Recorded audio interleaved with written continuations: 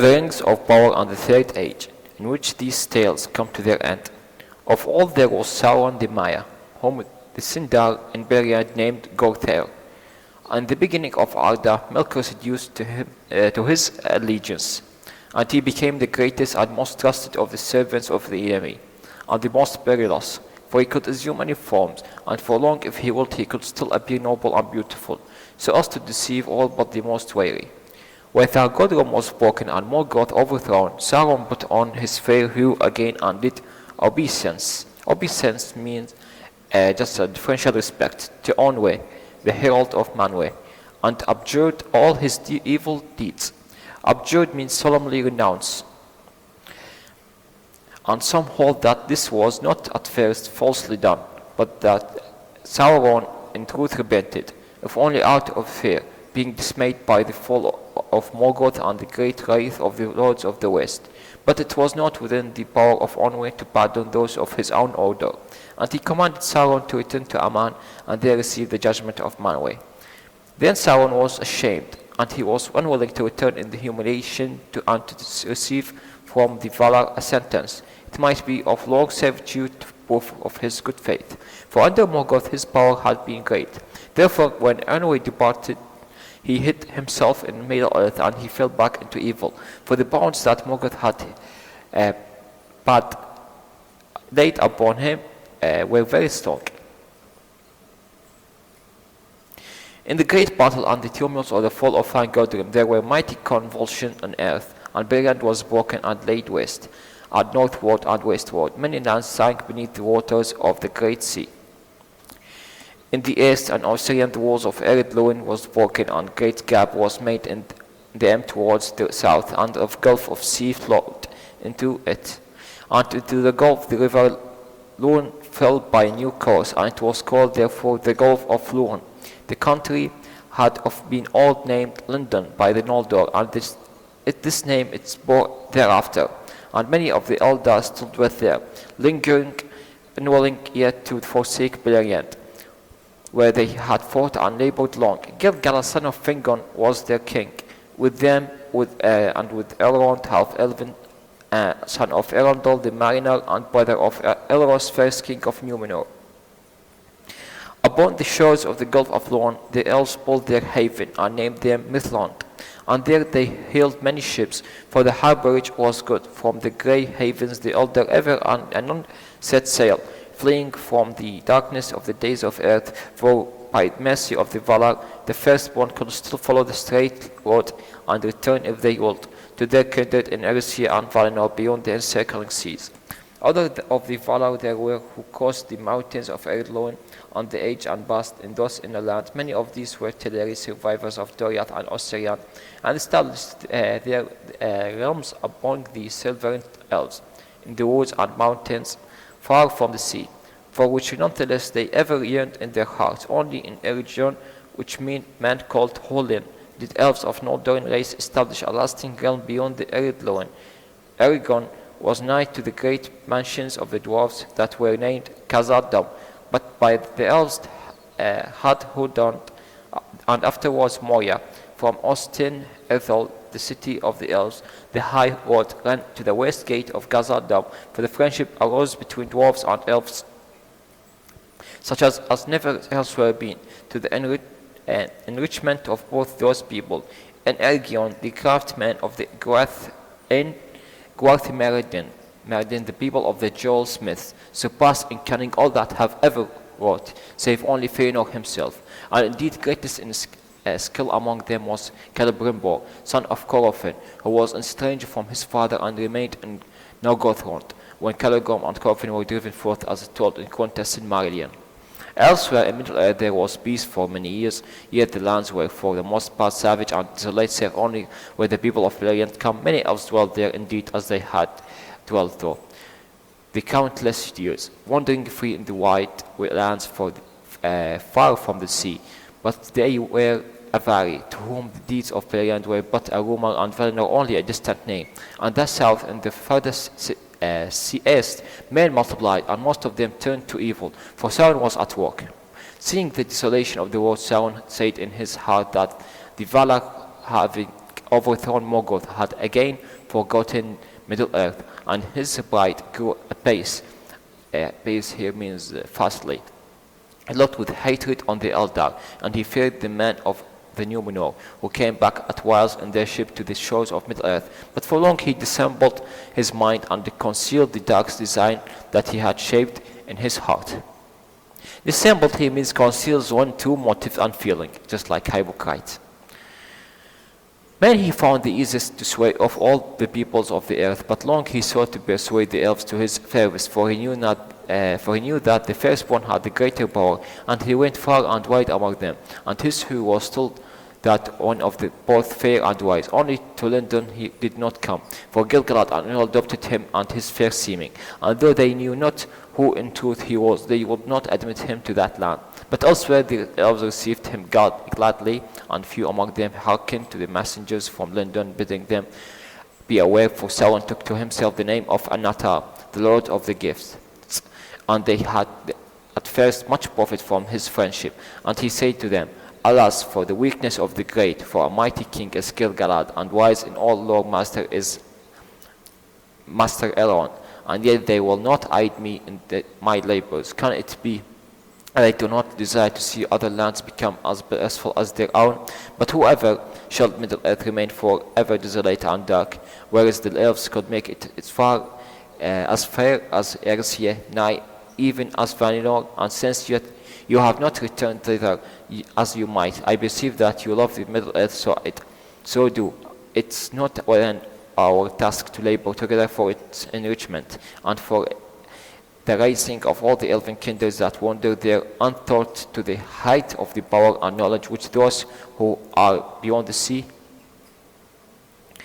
It was in Eragon that the counsels of Sauron were most gladly received, for in that land the Noldor desired ever to increase the skill and subtlety of their works. Moreover, they were not at peace in their hearts, since they had to refuse to return into the West, and they desired both to stay in Middle-earth, which indeed they loved, and yet to enjoy the bliss of those that had departed. Therefore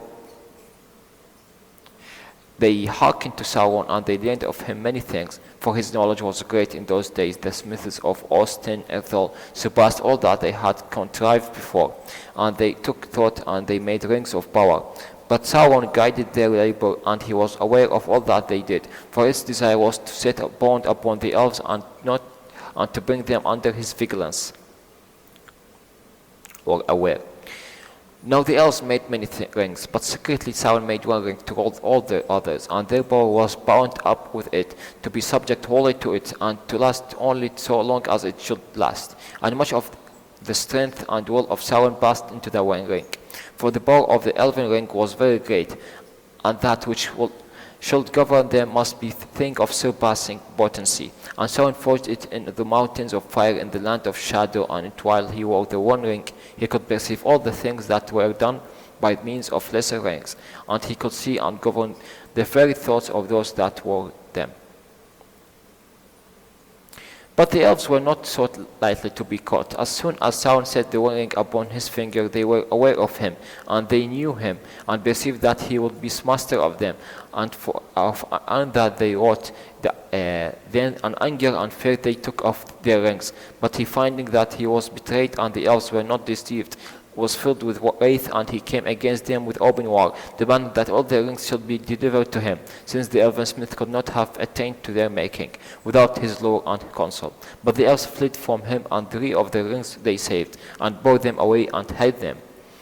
Now those were the 3 that had last been made, and they possessed the greatest power: Narya, Ninya, and Vilya. They were named the rings of fire, and of waters, and of water, and of air, set with ruby and adamant and sapphire. And of all these of the elven rings, Sauron must desire to possess them, for those who had them in their keeping could ward off the decay of times and postpone the weariness of the world. But Sauron could not discover them, for they were given into the hands of the wise, who concealed them and ever again used them openly, while Sauron kept the ruling ring. Therefore the 3 remained unsullied, for they were forged by Celebrimbor alone, and the hand of Sauron had never touched them, yet they also were subject to the one. Ward off means hold off or expel. postpone means pause, and unsullied means not spoiled. From that time, war never ceased between Sauron and the elves, and Eregion was laid waste, and Celebrimbor slain, and the doors of Moria were shut. In that time, the stronghold and refuge of the Malders, the men called Rivendell, was founded by Elrond, half-elven, and long it endured. But Sauron gathered into his hands all the remaining rings of power, and he dealt them out to the other people of Middle-earth, hoping thus to bring under his sway all those that he desired secret power and beyond the measure of their kind. 7 rings he gave to the dwarves, but to men he gave 9. For men proved in his master as in others the radius to his will, and all those rings that he governed had perverted the most easily, since he had imparted in their making, and they were accursed, and they betrayed in the end all those that used them. The dwarves indeed were tough and hard to tame. They all endure the domination of others, and the thoughts of their hearts are hard to fathom or to understand. Nor can they be turned into shadow. They used their rings only for the getting of wealth, but wrath and an overmastering greed of gold was kindled in their hearts, of which evil enough after came to the prophet of Sauron. It is said that the foundation of each of the 7 hoards of the dwarf kings of old was a golden ring, but all those hoards long ago were plundered, and the dragons devoured them. And of the 7 rings some were consumed in fire, and some Sauron recovered. Men proved easier to ensnare. Those who used the 9 rings became mighty in their day, kings, sorcerers, and warriors of all. They obtained glory and great wealth, yet it turned to their undoing. They had, as it seemed, unending life, yet life became unendurable to them. They could walk if they would, unseen by all the eyes in the world, beneath the sun, and they could see things in the world invisible to mortal men. But too often they beheld only the phantoms and delusions of Sauron, and one by one, sooner or later, according to their native strength and to the good or evil of their world in the beginning.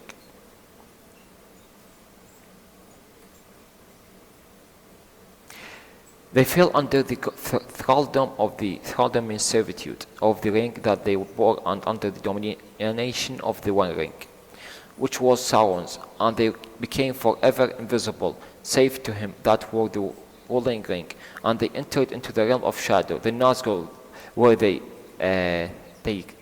ring wraiths, or phantoms, or ghosts, the enemy's most terrible servants. Darkness went with them, and they carried with the voice of death. Now Sauron lust and pride increased, until he knew no bounds, and he determined to make himself master of all things in Middle-earth, and to destroy the elves, and to compass, if he might, the downfall of Númenor. He brooked no freedom. Brooked means allow no freedom nor any rivalry, and he named himself the Lord of the Earth, a mask he still could wear, so that if he wished he might deceive the eyes of men, seeming to them wise and fair, but he ruled others by force and fear, if they might avail. And those who perceived his shadow spreading over the world called him the Dark Lord, and named him the Enemy. And he gathered again under his government all the evil things of the days of Morgoth that remained on earth or beneath it. And the orcs were at his command, and multiplied like flies. Thus the black years began, which the elves called the days of light. In that time many of the elves of Middle-earth fled to London, and thence over the seas, never to return, and many were destroyed by Sauron and his servants. But in London Gil-galad still maintained his power, and Sauron dared not as yet to pass the mountains of Ered-Loin, or not to assail the haven, and Gil-galad was guided by the Númenorians. Elsewhere Sauron reigned, and those who would be free took refuge in the fastness of wood and mountain. Fastness means a place well protected. And even fear pursued them. And in the east and south, well nigh all men were under his dominion, and they grew strong in those days, and built many towns and walls of stone, and they were numerous and fierce in war, and armed with iron. To them Sauron was both king and god, and they feared him exceedingly, for he surrounded his abode with fire. Abode means dwelling place. Yet there came at length a stay in the onslaught of Sauron upon the lands. For as it's told in the tale Aklabeth, he was challenged by the might of Númenor, so great was the power and splendor of the Númenor. In the noontide of their realm, noontide means the climax or the zenith, that the servants of Sauron would not withstand them, and hoping to accomplish by cunning what he could not achieve by force. He left Middle-earth for a while and went to Númenor as a hostage of Tar-Carlion the king, and there he abode until at last by his craft he had corrupted the hearts of most of the people and set them at war with the Valar, and so compassed their ruin, as he had long desired. But that ruin was more terrible than Sauron had foreseen, for he had forgotten the might of the lords of the west in their anger. The word was spoken, and the land was swallowed up, and the seas rose over it. And Sauron himself went down into the abyss, but his spirit arose and fled back on a dark wind to Middle-earth, seeking a home. There he found that the power of Gil-galad had grown great in the years of his absence, and it was spread now over wide regions of the north and west. He had passed beyond the misty mountains and the great river, even to the borders of Rainwoods the Great, and was drawing nigh to the strong places where once he had dwelt secure. Then Sauron withdrew to his fortress in Blackland and meditated war.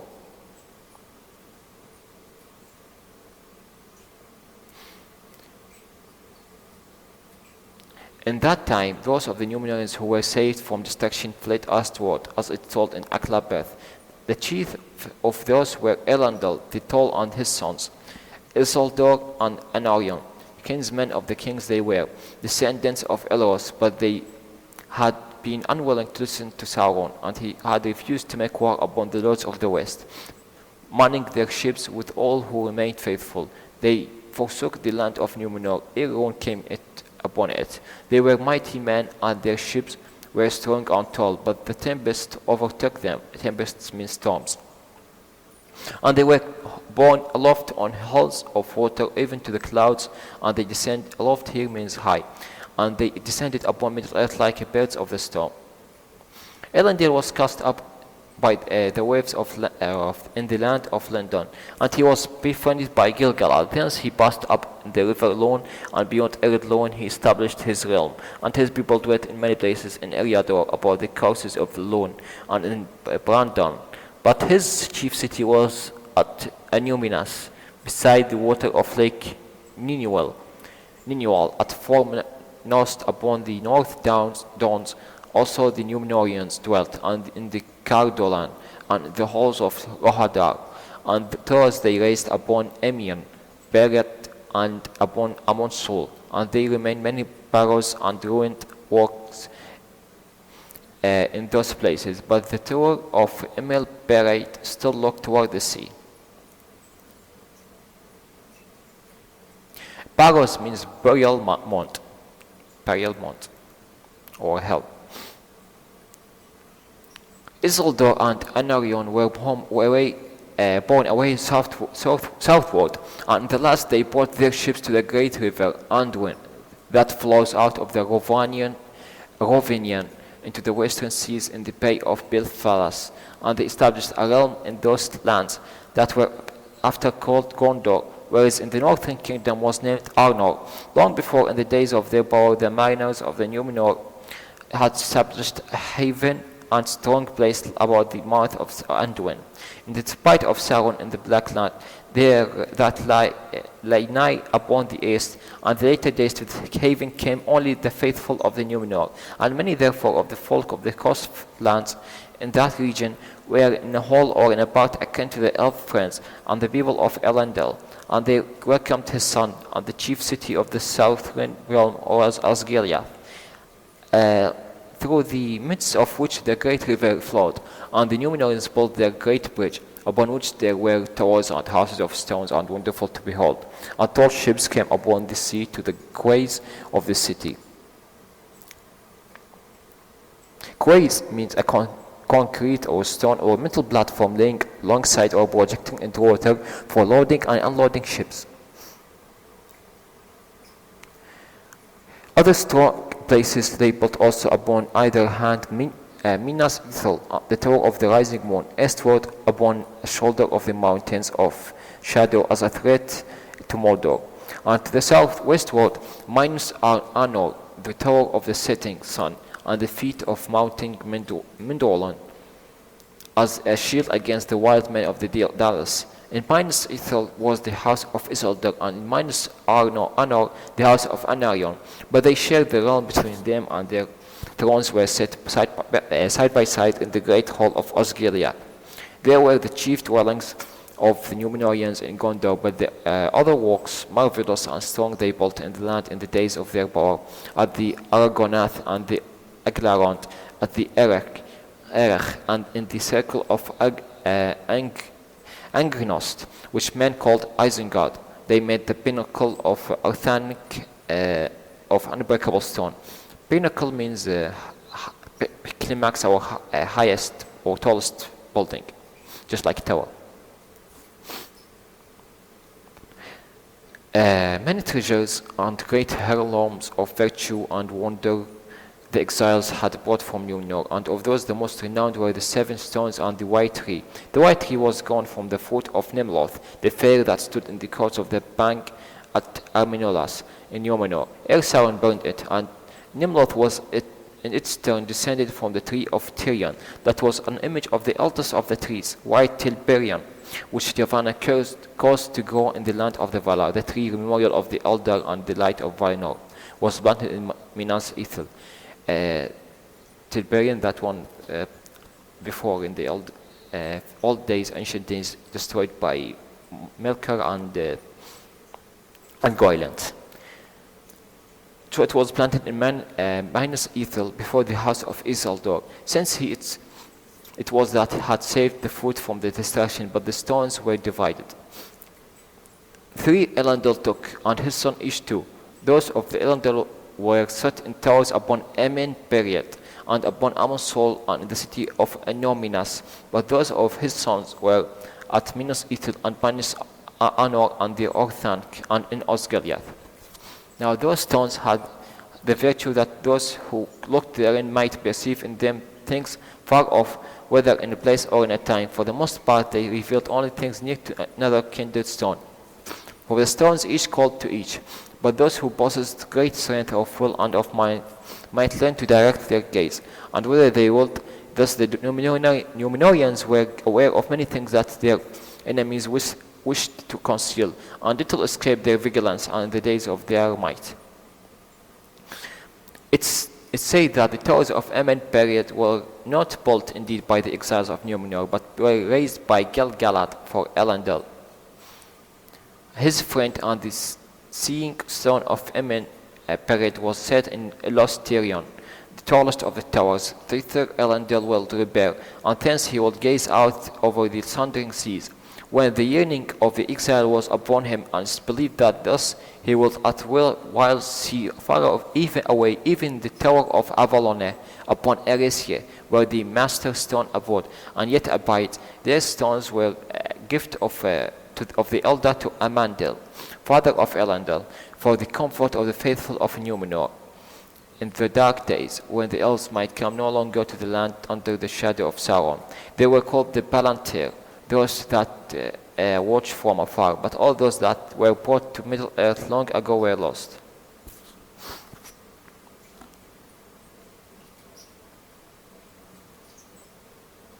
Thus the exiles of Númenor established their realms in the Arnor and the Gondor. But ere many years had passed, it became manifest that their enemy Sauron had also returned. He came in secret, as has been told, to his ancient kingdom of Mordor beyond the Ifildorth, the mountains of shadow, and that country matched with Gondor upon the east.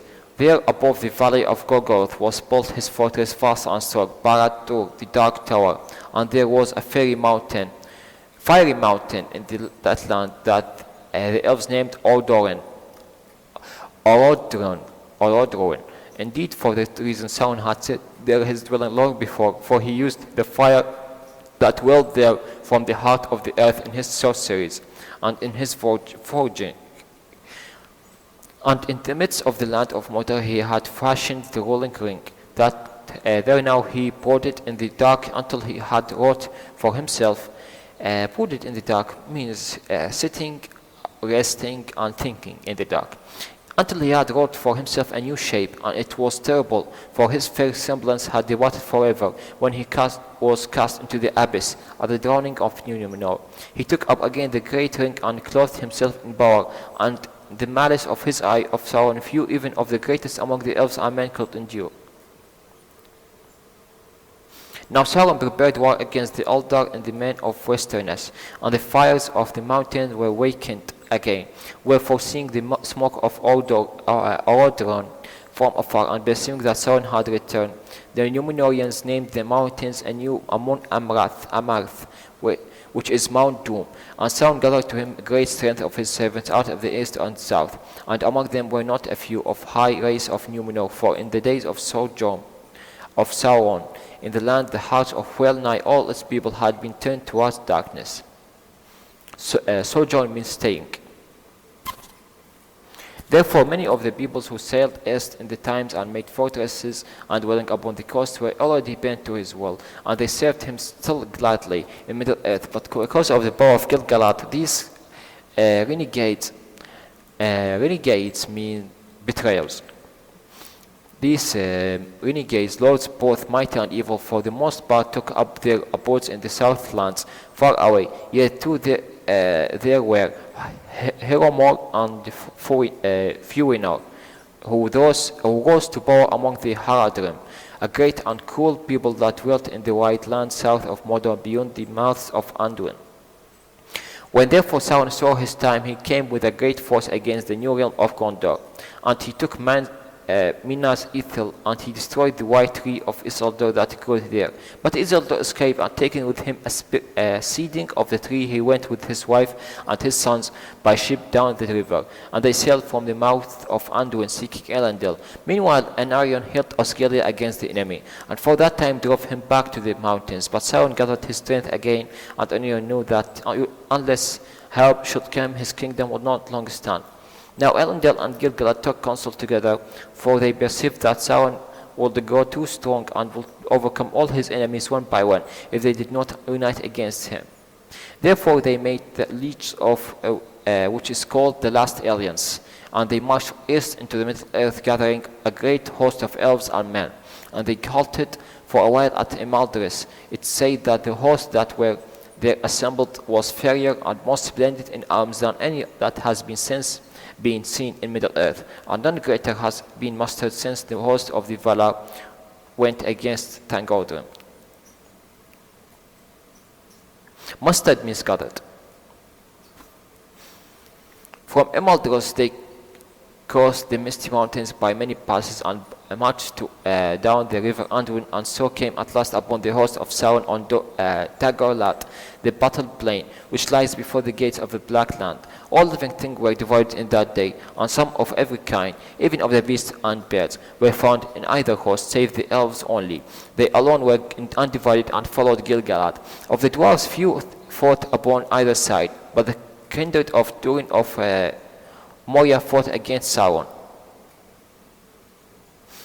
The host of Gil-galad and Elendil had the victory, for the might of the elves was still great in those days, and the Númenorians were strong and tall and terrible in their wrath. Against Igelos, the spear of Gil-galad none could stand, and the sword of Elendil filled orcs and men with fear, for it shone with the light of the sun and the moon, and it was named Narsal. Then Gil-galad and Elendil passed into Mordor and encompassed the stronghold of Sauron, and they laid siege to it for 7 years, and suffered grievous loss by fires and by the darts and bolts of the enemy. And Sauron sent many sorties. Sorties means attack rises from the defense against them. There in the valley of the Gorgoroth, Anarion son of Elendil was slain, and many others, but at the last the siege was so strait that Sauron himself came forth, and he wrestled with Gil-galad and Elendil, and they both were slain, and the sword of Elendil broke under him as he fell. But Sauron also was thrown down, and with the whole shard of Narsal, Isildur cut the ruling ring from the hand of Sauron and took it for his own. Then Sauron was for that time vanquished, and he forsook his body, and his spirit fled away, far away, and hid in waste places, and he took no visible shape again for many long years. Thus began the third age of the world. after the eldest days and the black years. And there was still hope in the time and the memory of mirth amusement means. And for long the white tree of the Al-Attar flowered in the courts of the kings of men, for the seeding which he had saved Isildur planted in the citadel of Anor, in memory of his brother, ere he departed from Gondor. The servants of Sauron were rooted and dispersed, yet they were not wholly destroyed, and though many men turned now from evil and became subject to the heirs of Elendil, yet many more remembered Sauron in their hearts and hated the kingdoms of the west. The Dark Towers was leveled to the ground, yet its foundation remained, and it was not forgotten. The Númenorians indeed set a guard upon the land of Mordor, but none dared dwell there because of terror of memory of Sauron, and because of the mountain of fire they stood nigh to Barad-dûr, and the valley of Golgoth was filled with ash. Many of the elves and many of the Númenorians and men who were their allies had perished in the battle and the siege. And Elendil, the tall Gil-galad, the high king, were no more.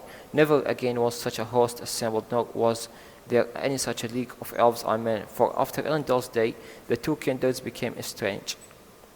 The ruling ring passed out of the knowledge of even of the wise in that age, yet it was not unmade. For Isildur would not surrender it to Elrond and Círdan, who stood by. They counseled him to cast it into the fire of Orodruin, nigh at hand, in which it had been forged, so that it should burst, and the power of Sauron be forever diminished, and he should remain only as a shadow of malice in the wilderness. But Isildur refused the counsel, saying, "This will I will have as a wear guilt for my father's death." Guilt means gold, just like staying as a valuable object. And my brothers, was it not I that dealt the enemy his death blow, and the ring that he had seemed to him exceedingly fair to look on, and he would not suffer it to be destroyed.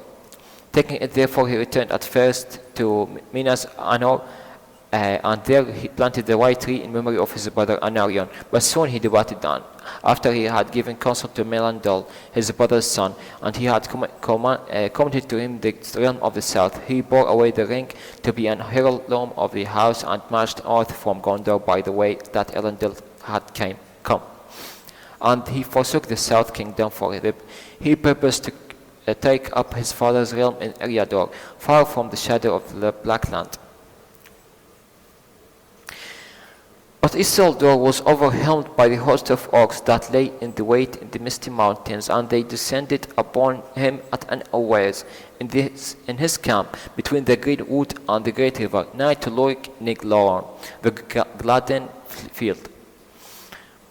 For he was heedless and set no guard, deeming that all his foes were overthrown.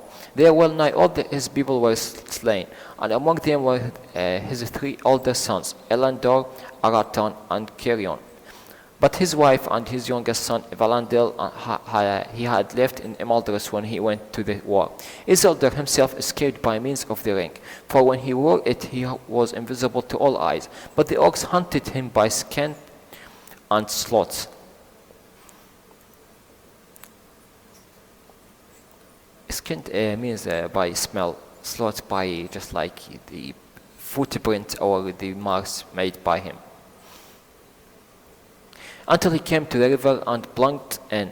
There the plunged in means just like threw himself in. There the ring betrayed him and avenged its maker, for it slipped from his finger as he swam, and it was lost in the water. Then the orcs saw him as he labored in the stream, and they shot him with many arrows, and that was his end. Only 3 of his people came ever back over the mountains after long wandering. And of those one was Althar, his esquire, to whose keeping he had given the shards of the swords of Elendil. Thus Narsil came in due time to the hand of Valandil, Isildur's heir, and in Maldres, but the blade was broken and its light was extinguished, and it was not forged new. And Master Elrond foretold that this would not be done until the ruling ring should be found again and Sauron should return. But the hope of elves and men was that these things might never come to pass. Valandil took up his abode in Númenor, but his folk were diminished. And of the Númenorians and of the men of Eriador, there remained now too few to build the land or to maintain all the places that Elendil had built. And Dagorlad and in Mordor and upon the Gladden fields many had fallen. And it came to pass after the days of Eriador, the seventh king that followed Valandil, that the men of Westerness, the Dúnedain of North, became divided into petty realms and lordships, and therefore devoured them one by one. If ever they dwindled with the years, until their glory passed, leaving only green mounds in the grass. Yet length not means anything was left of them but a strange people wandering secretly in the wild, and other men knew not their homes nor the purpose of their journeys. And save in Mladris, and in the house of Elrond, their ancestry was forgotten. Yet the shreds of the swords were cherished during many years, lives of men by the hills of Isildur, and their line from father to son remained unbroken.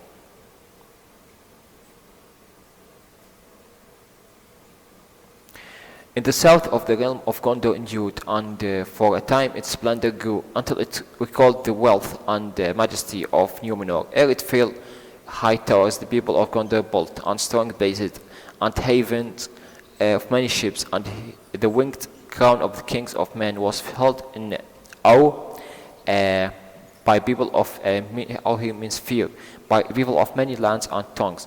For many years the white tree grew before the king's house in Minas Anor, the seed of the tree which Isildur brought out of the deeps of the sea from Númenor, and the seed before became from Avalon, and before that from Valinor, and the day before days when the world was young.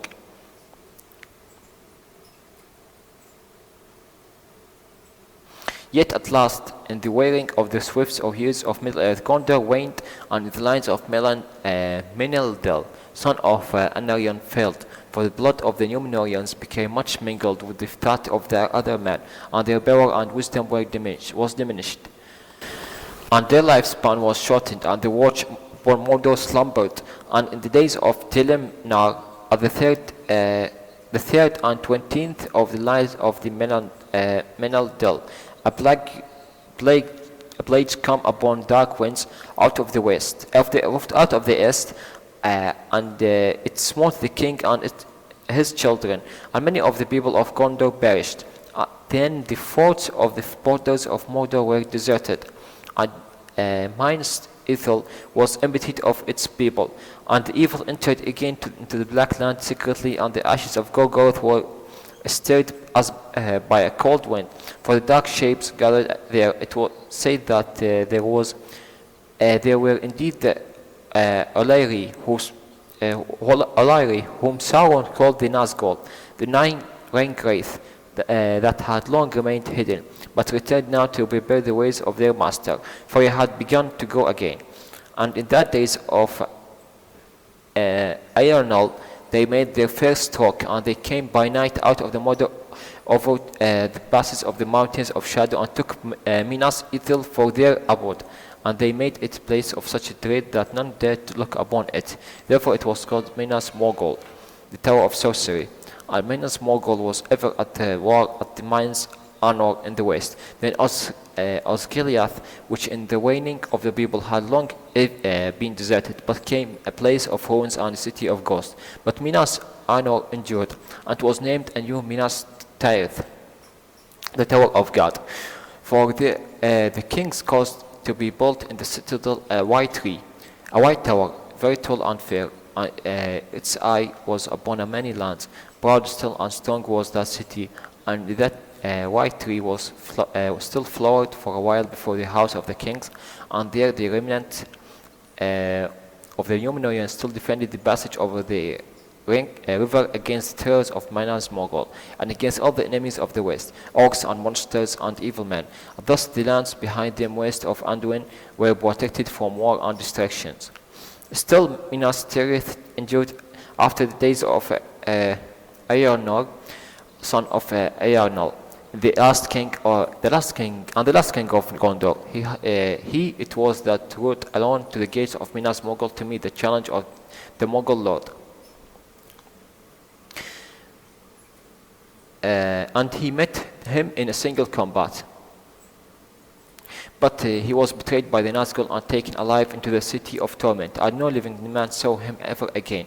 Now Eärnal left no heir, but when the line of kings failed, the stewards of the house of Madol, the faithful, ruled the city and its ever-shrinking realm, and the Rohirrim, these horsemen of the north, came and dwelt in the green land of the Rohan, which before was named Calanadon.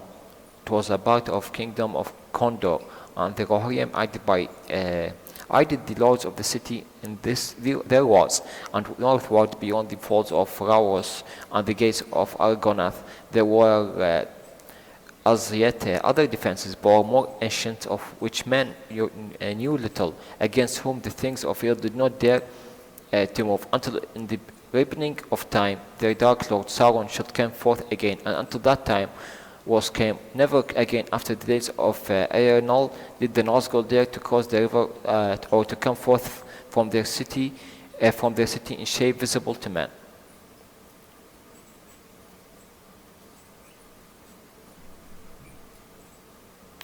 In all days of the Third Age, after the fall of Gil-galad, master of Elrond, abode in Imladris, and he gathered there many elves and other folks of wisdom and power from among all the kindreds of men, and he preserved through many lives of men the memory of all that had been fair.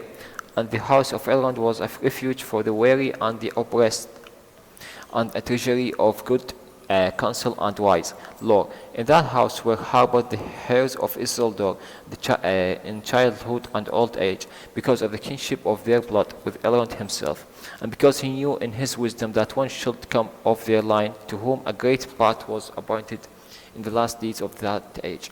And until that time came the shards of Elendil's sword were driven into the keeping of the Elrond, when the days of Dúnedain darkened and they became wandering people. In Eriador, Imladris was the chief dwelling of the high elves, but at the grey havens of the Lindon there were abode also a remnant of the people of Gil-galad, an elven king. At times they would wander into the lands of Eriador, but for the most part they dwelt near the shores of the sea, building and tending the elven ships, wherein those of the firstborn who grow weary of the world set sail into the uttermost west. Círdan the shipwright was the lord of the havens and mighty among the wise.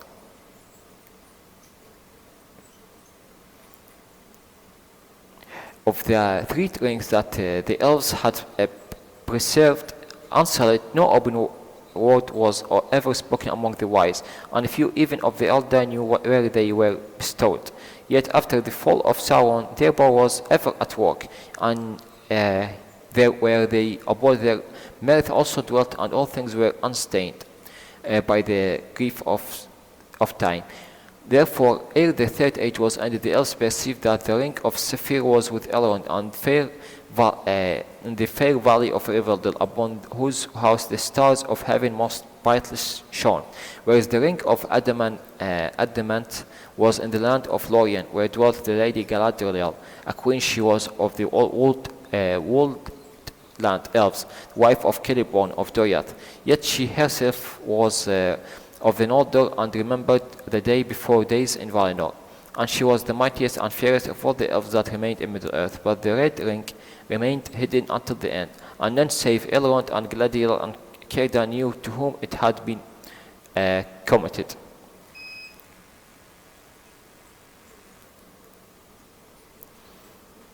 Thus it was that in two domains the bliss and beauty of the elves remained still undiminished, while the age endured in Imladris and in Lothlorien, the hidden land between Celebrind and Anduin, where the trees bore flowers and gold, and no orcs or evil thing dared ever come. Yet many voices were heard among the elves, foreboding that if Sauron should come again, then either he would find the ruling gate that was lost, or at best his enemies would discover it and destroy it.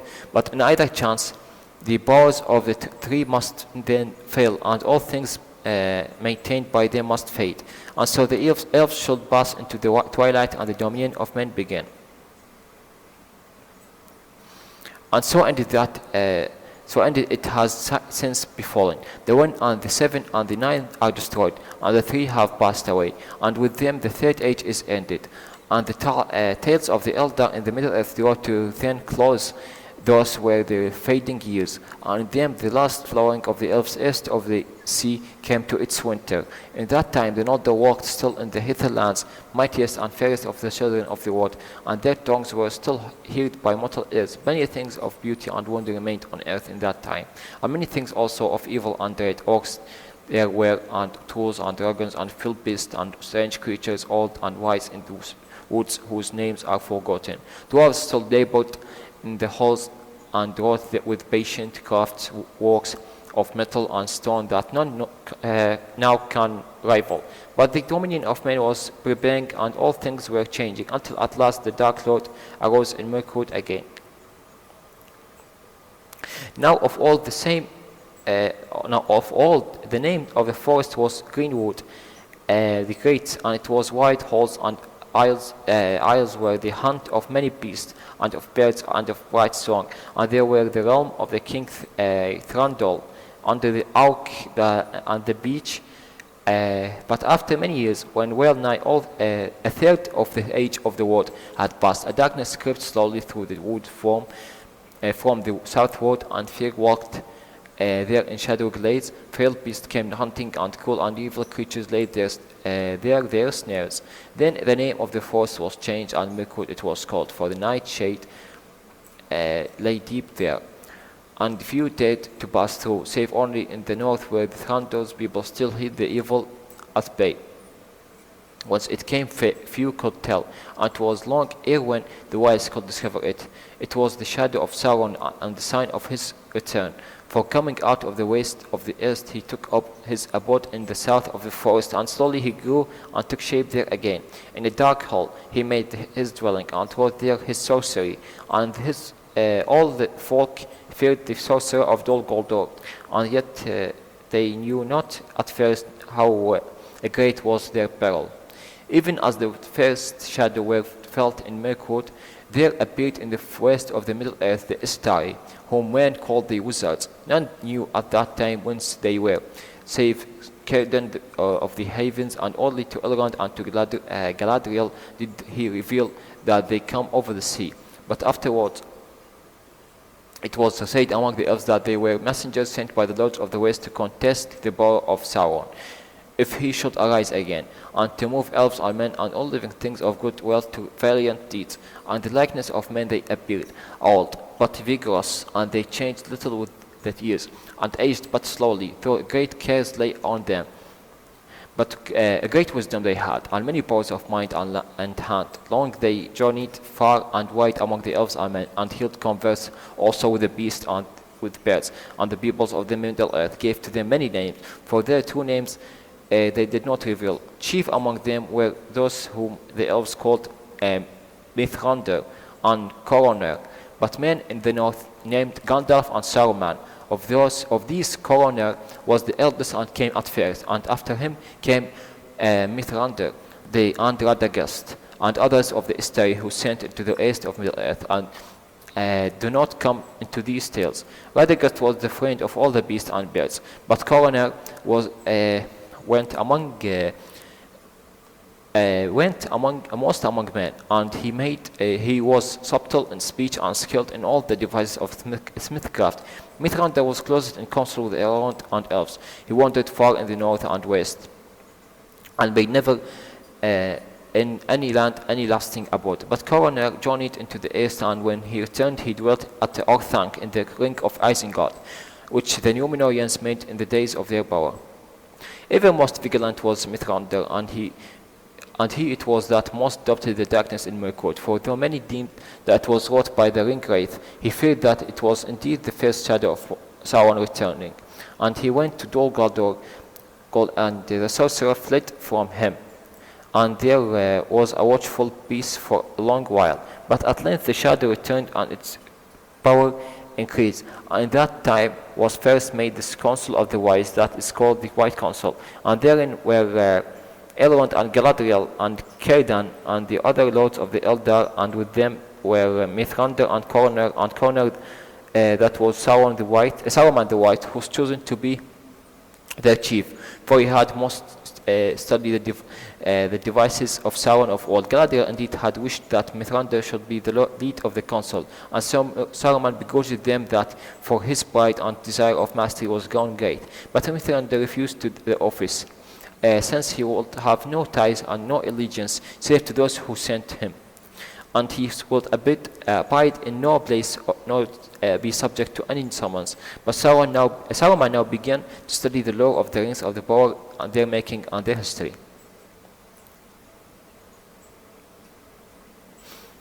Now the shadow grew ever greater, and the heart of Elrond and Mithrandir darkened. Therefore on a time Mithrandir at a great peril went again to Dol Guldur and the pits of the sorcerer, and he discovered the truth of his fears and escaped. And returning to Elrond he said, "True, alas, is our guess. This is not one of the Al'ari, as many have long supposed. It is Sauron himself who has taken shape again and now grows apace, and he is gathering again all the rings to his hand, and he seeks ever for the news of the one and of the heirs of Isildur, if they live still on earth." Yet Elrond answered, "In the hour that Isildur took the ring and was not surrendered it, the doom was wrought that Sauron should return. Yet the one was lost," said Mithrandir, "and while it still lies hid, we can master the enemy if we gather our strength and tarry not too long." Then the White Council was summoned, and Mithrandir urged them to swift deeds, but Cornir spoke against them and counseled them to wait yet and to watch. "For I believe not," said he, that the one will ever be found again in Middle-earth. Into Anduin it fell, and long ago I deem it was rolled into the sea. There it shall lie until the end, when all the world is broken and the deeps are removed. Therefore now it was done at that time, though Elrond's heart misgave him, and he said to Mithrandir, "Nonetheless I forebode that the one will yet be found."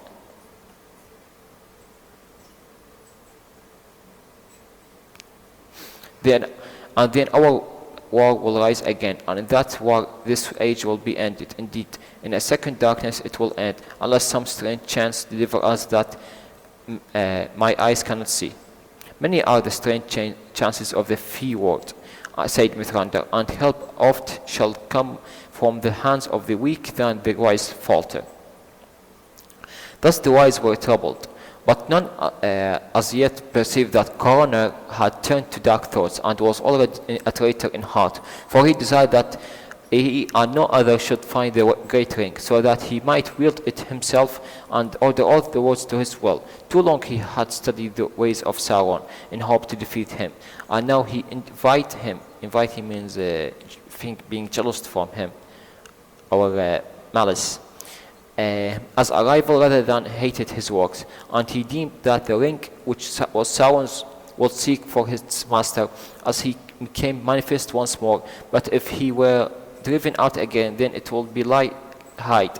Therefore he was willing to play with peril, let Sauron be for a time, hoping by his craft to forestall both his friends and the enemy when the ring should appear.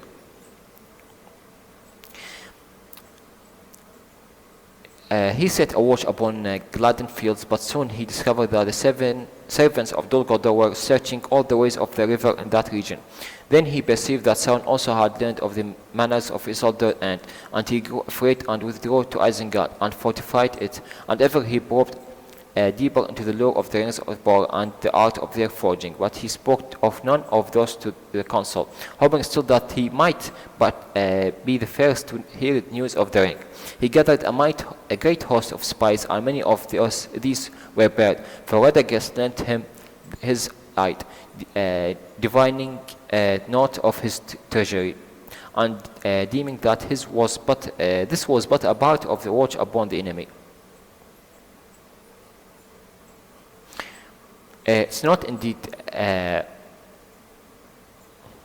but ever the shadow and Mirkwood grew deeper, and to Dol Guldur evil things rebelled out of all the dark places of the world, and they were united again under Wenwell, and their malice was directed against the elves and the survivors of Númenor. Therefore at last council was again summoned, and the lore of the rings was much debated, but Mithrandir spoke to the council, saying, "It's not needed that the ring should be found, for while it abides on the earth and is not unmade, still the power that it holds will live, and Sauron will go, and they have hope that the might of the elves and the elf friend is less now than of old. Soon he will be too strong for you, even without the great ring. For he rules the 9, and of the 7 he has recovered 3. We must strike."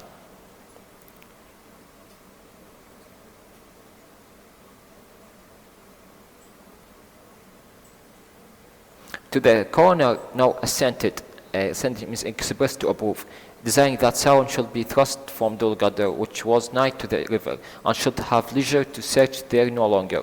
Therefore, for the last time, he idled the council, and they put forth their strength, and they assailed Dol Guldur, and drove Sauron from his hold. And Mirkwood for a brief while was made wholesome again. But their stroke was too late, for the Dark Lord had foreseen it, and he had long prepared all his movements, and the Elari, his 9th servant, had gone before him to make ready for his coming. Therefore his flight was but a feint, and he soon returned. Feint means just a treasure, or just a illusion, let's say it's just a mockery. Oh, yes. And ere the wise could prevent him, he re-entered his kingdom in Mordor, and reared once again the dark towers of Barad-dûr. And in that tower the White Council met for the last time, and Coroner withdrew to Isengard, and took counsel with none save himself. Orc were gathering, and far to the east and the south the wild peoples were arming. Then in the midst of the gathering fear and the rumor of the war, the foreboding of Elrond was proved true, and the ring was indeed found again by a chance more strange than even Mithrandir had foreseen. And it was hidden from Coroner and from Sauron, for it had been taken from Anduin long ere they sought for it. It being found by one of the small fisher folk that dwelt by the river, ere the kings failed in Condor, and by its finder it was brought beyond search into dark, hiding under the roots of mountains. There it dwelt until even in the year of the assault upon Dol Guldur it was found again by a wayfarer. Wayfarer refers to mythological creatures that are smaller, the same shape as a human but smaller in stature. They call them the hobbits, fleeing into the depths of the earth from the pursuit of the orcs, and passed into the far distant country, even to the land of the Beleriand, the little people, the halflings, who dwelt in the halflings. The same was wayfarer means who travel a lot, while the halflings, those people who resemble people in stature but smaller, and dwarf, they called also the hobbits, who dwelt in the west of Eriador, and ere that day they had been held of a small account by elves and by men. I neither saw nor any of the wise sages Mithrandir had in all their counsels given thought to them. Now by fortune and his vigilance Mithrandir first learned of the ring, ere Sauron had news of it, yet he was dismayed and endured, for too great was the evil power of this thing for any of the wise to wield. Unless, like Coroner, he wished himself to become a tyrant and dark lord in his turn. But neither could it be concealed from Sauron forever, nor could it be unmade by the craft of the elves. Therefore, with the help of Dúnedain of the north, Mithrandir set a watch upon the land of Beleriand, and bide his time. But Sauron had many ears, and soon he heard the Umar of the One Ring, which above all the things he desired, and he sent forth the Nazgul to take it. Then war was kindled, and in the battle with Sauron, the third age has ended. The third age ended even as it had begun.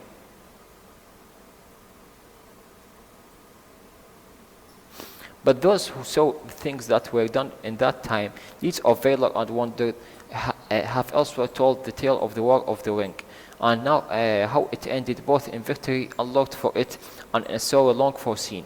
Here let it be said that in those days the hero of Isildur arose in the north, and he took the shards of the sword of Elendil and the Imladris. They were reforged, and he went there to a war. A great captain of men, he was Aragorn, son of Arathorn, the 39th here in the right line from Isildur, and yet more like to Elendil than any before him. Battle there was in Rohan, and Coroner, the traitor, was thrown down, and Isengard broken. Therefore, before the city of Gondor, a great field was fought, and the Lord of Morgul, captain of Sauron, there burst into darkness, which was his name, Witch King. And the hero of Isildur led the host of the west to the black gates of Mordor.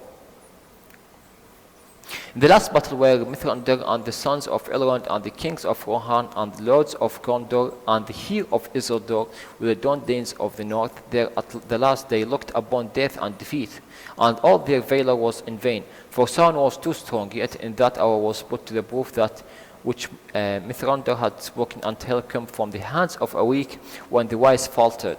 For as many songs have since sung, it was the Berianath, the little people, dwellers in hillsides and meadows. Meadows refers to grassland. Wholesome, we first say that leisure, comfort. Wholesome means healthy and peace. Yes, for the meadows refer to the grassland. That brought them deliverance. For Frodo the halfling, it said that the bidding of Mithrandir took on himself the burden, and alone with his servant he passed through the peril and darkness and came to the last in Sauron, despite even to Mount Doom, and there into the fire which it was wrought. He cast the great ring of power, and so at his last it was unmade and the evil consumed. Then Sauron failed, and he was utterly vanquished and passed away like a shadow of malice. And the towers of Barad crumbled in ruin, and the rumor of their fall many lands trembled. Thus peace come again, and a new spring opened on earth, and the hero of Isildur was crowned king of Gondor and Arnor, and the might of the Dúnedain was lifted up, and their glory renewed, and all the courts of Minas Arnor in the white, the tree followed again, for a seeding was found by Mithrandir in the snows of Mindolluin, that rose tall and white above the city of Gondor, and while it still grew there, in the elder days were not wholly forgotten in the hearts of the king. Now all these things were achieved for the most part by the counsel and vigilance of Mithrandir, and the last few days he was revealed as a lord of the great reverence, and clad in a white he rode into battle. But not until the time came for him to depart was it known that he had long guarded the red ring of fire. At the first, the ring had been entrusted to Círdan, the Long of the Havens, but he had surrendered it to Mithrandir, for he knew whence he came and whither at last he would return. Take now this ring, he said, for thy labors and thy cares will be heavy, but in all it will be support thee and defend thee from weariness. For this is the ring of fire, and herewith maybe thou shalt kindle hearts to the valor of the old, in the word that goes chill. But as for me, my heart is with the sea, and I will dwell by the great shores, guarding the havens until the last ship sails. Then I shall await thee. While was the ship, and long was its building, and long it awaited the end of which Círdan had spoken. But when all these things were done, and the hero of Isildur had taken up the lordship of men, and the dominion of the west had passed to him, then it was made plain that the power of the three rings also was ended, and the firstborn, the Lord, grew old and grey. In that time the last of the Noldor set sail from the havens, and left Middle-earth forever. And last taste of all the keepers of the three rings rode into the sea, and Master Elrond took there the ship that Círdan had made ready. In the twilight of autumn it sailed out of the Midland until the seas of bent wood fell away beneath it, and the winds of the round sky troubled it no more. And borne upon the high airs above the mist of the world, it passed into the ancient waste, and an end was come for the elder of the story and of the song.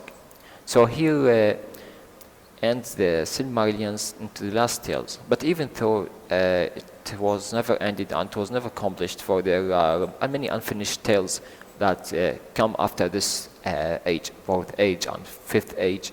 But j.r.r. Tolkien, the narratives of these tales, died before he completed this tales. So this tales or the Silmarillions considered as an unfinished tales or never was completed. But it's prophesied that in the future that Mog Midgard by a way or another will release from or enter into the world through the through the doors of night, or on the he called his and mustered his servants, and a great war will be about to happen. And no other there is also a concept of Dagorach that will be what are the events and what are the consequences or what will happen during this war, but it's an abandoned concept or abandoned concept about this battle. So it's stated that there will be a battle at the end, but it was never compiled by his son Christopher J.R.R. Tolkien. So this is the end of the finished tales of Silmarillion, and if you are interested you could complete or read the unfinished tales, but after all it's unfinished tales. So thank you, and this is the end of this story. Goodbye.